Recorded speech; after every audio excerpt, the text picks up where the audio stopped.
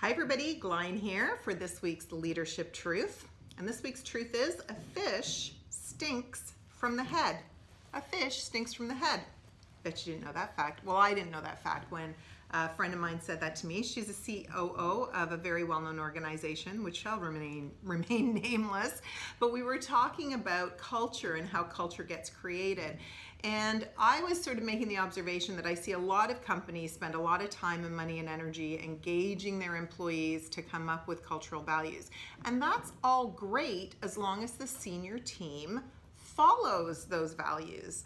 But if the senior team decides to do something else, and particularly if the CEO decides that they're going to do something completely different, all that work really doesn't matter, because as a leader, your behavior and your actions is what will have the biggest impact on the culture that you're creating in your organization. So it's something to really think about and to reflect on.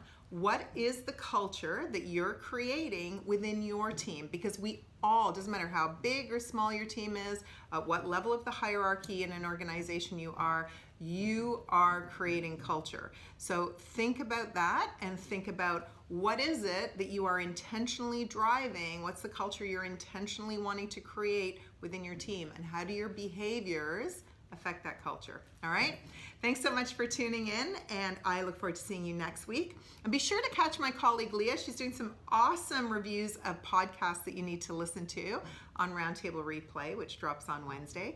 And I will be back again next Friday to talk Leadership Truth, and the new Leadership Truth drops through our social channels, tongue twister, every Tuesday. Thanks so much and have a great week.